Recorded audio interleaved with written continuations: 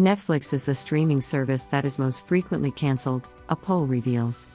According to a recent survey, Americans who are reducing their streaming subscriptions first turn to Netflix, NFLX.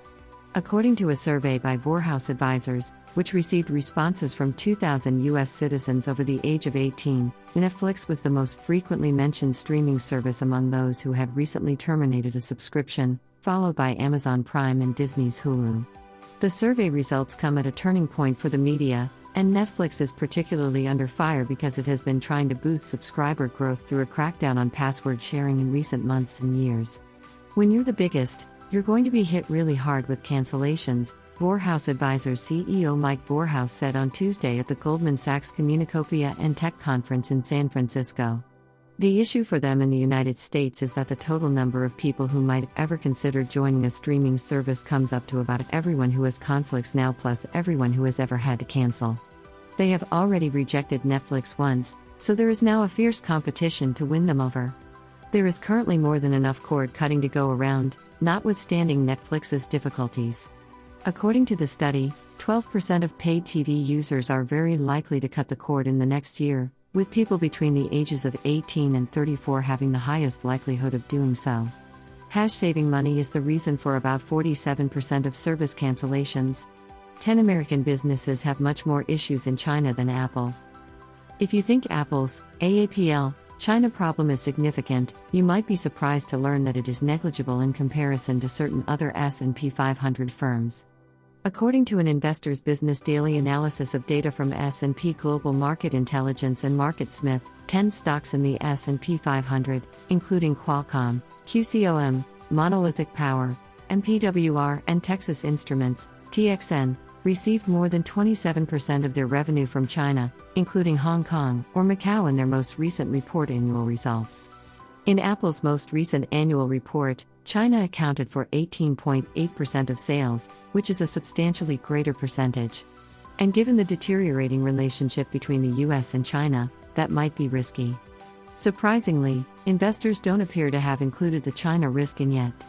The shares of the 10 businesses with the most exposure to China have increased 30% this year, outpacing the S&P 500. But that might be quickly altering. On hearing that certain of its products would be prohibited from usage by the Chinese government, Apple's stock fell 3% on Thursday. Hashlo's losses from shrink and theft are close to $1 billion. Here is how much they cost other businesses.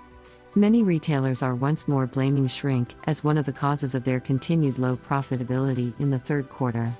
However, some of those businesses are now providing more information than ever on how much shrink, or the items lost due to things like employee or external theft, damage, or vendor fraud, is hurting their bottom lines.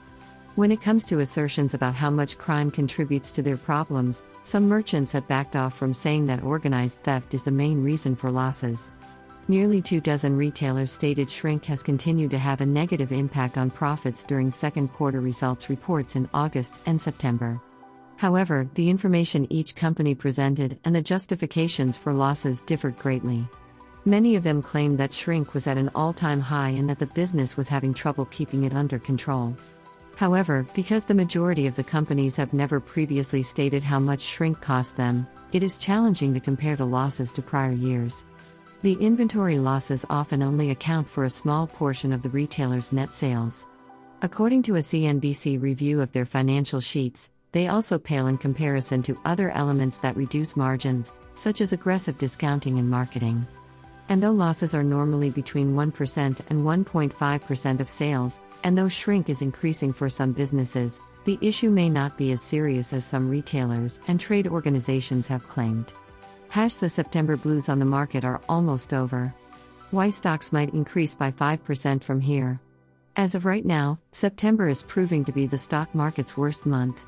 However, the worst of the discomfort might already be over. As of Thursday's closing, the S&P 500 SPX plus 0.22% was down 1.1% for the first week of the month, while the Nasdaq Composite plus 0.24% was down 1.6%, and the Dow Jones Industrial Average plus 0.21% was down 0.6%. The worst month for stocks historically is the ninth month of the year.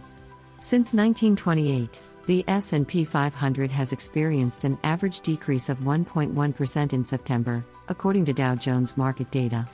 Any excitement from the summer usually vanishes in September as investors begin to anticipate the upcoming year with all of its potential difficulties. But stand back and consider the months beyond September, advise analysts with Bespoke Investment Group. Just 1 week into the month, the worst of the late summer instability may already be behind us. According to Bespoke, the S&P 500 has had a median gain of 4.65% over the past 3 months. In terms of all 3-month intervals across a year, that places you in the 87th percentile.